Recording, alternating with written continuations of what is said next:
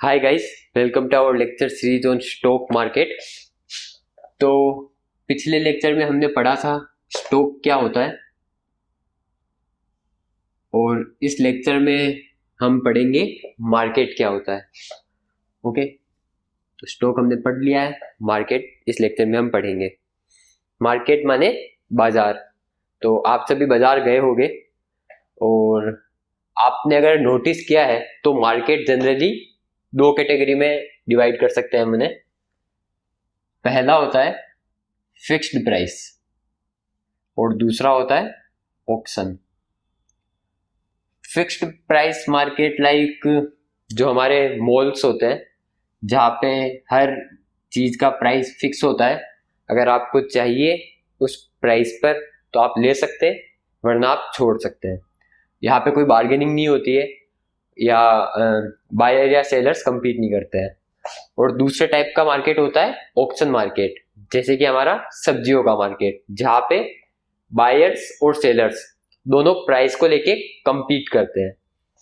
तो for example हम Apple की बात करते हैं कि एप्पल लेके 10 लोग खड़े हुए हैं जिन्हें बेचना है, और कोई कह रहा है कि एप्पल में 5 रुपए का बेचूंगा, कोई बोल रहा है मैं 4 रुपए का बेचूंगा।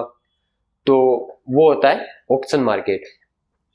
अब हमारा जो स्टॉक मार्केट होता है वो होता है एक ऑप्शन मार्केट, क्योंकि वहां पे बायर्स और सेलर्स compete करते हैं प्राइस के लिए। इसको भी अब हम और अगर फर्दर डिवाइड करें तो हम देख सकते हैं स्टॉक मार्केट भी दो तरह के होते हैं। पहला होता है प्राइमरी मार्केट और दूसरा होता है सेकेंडरी मार्केट।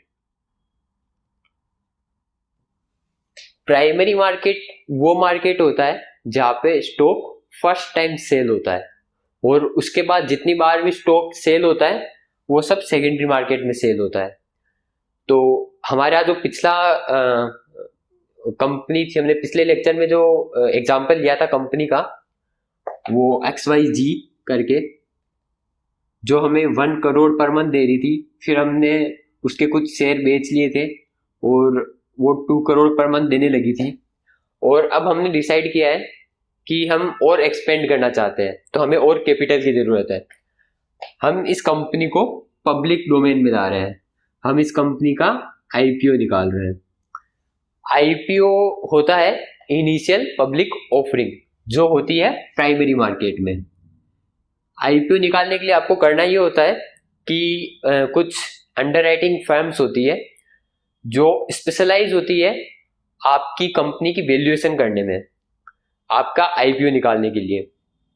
तो वो करती ये है कि आपके एसेट्स, आपका वर्किंग मॉडल, आपका फ्यूचर प्लान और कंपनी की जो जो भी बैलेंस शीट होती है वो देख के आपको एक वैल्यू प्रोवाइड करती है आपकी IPO के लिए, बेस्ट वैल्यू। क्योंकि अगर उन्होंने बहुत ज्यादा वैल्यू बता दी तो आपका IPO फेल हो जाएगा, और अगर उन्होंने बहुत कम वैल्यू बताई तो आपकी कंपनी की रेपुटेशन पे फर्क पड़ेगा। इसलिए हमें अंडरराइटिंग फर्म से कांटेक्ट करना होता है, तो वो हमारा IPO वैल्यू निकालती है। तो प्राइमरी मार्केट में आप एक IPO से खरीद सकते हो, या दूसरा है अगर आप कोई इन्वेस्टिंग फर्म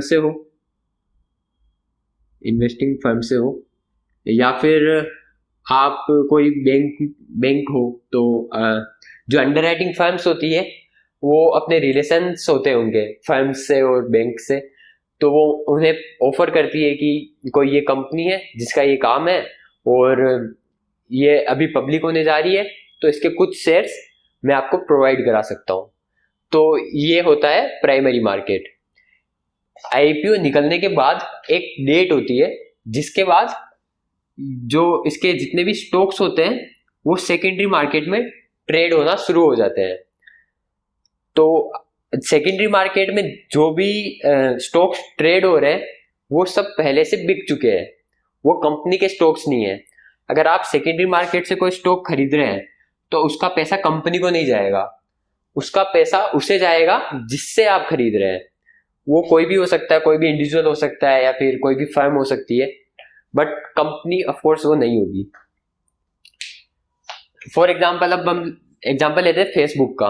तो फेसबुक जब पहली बार आई थी, जिस फेसबुक का जब पहली बार आईपीओ आया था, तो सबको उसके शेयर्स नहीं मिले थे आईपीओ प्राइस पर। कुछ बहुत गिने चुने लोग थे जिनको आईपीओ प्राइस पर फेसबुक के शेयर्स मिले थे। तो उसी तरह जो और भी कोई कंपनी है तो वो पहले अपना आईपीओ लाती है, देन वो स्टॉक्स जो है सेकेंडरी मार्केट में ट्रेड करते हैं। अब इंडिया में सेकेंडरी मार्केट कौन कौन से हैं स्टॉक्स के? जो अपने स्टॉक एक्सचेंजेस होते हैं वो सब सेकेंडरी मार्केट में काउंट होते हैं। इंडिया में हमारे पास है मेन तो दो है।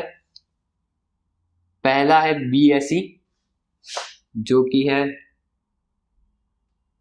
बॉम्बे स्टॉक एक्सचेंज, और दूसरा है एनएसई, ये है नेशनल स्टॉक एक्सचेंज। तो मेनली तो इंडिया में ये दो ही फंक्शनल है, और भी इनके अलावा स्टॉक एक्सचेंजेस है, बट जो 90% स्टॉक एक्सचेंज होता है वो बीएसई और एनएसई पे होता है। सो गाइस दैट्स इट, इस लेक्चर के लिए इतना ही है, और मिलते हैं अगले लेक्चर में। Please do subscribe to the channel और लाइक द वीडियो अगर पसंद आया हो तो।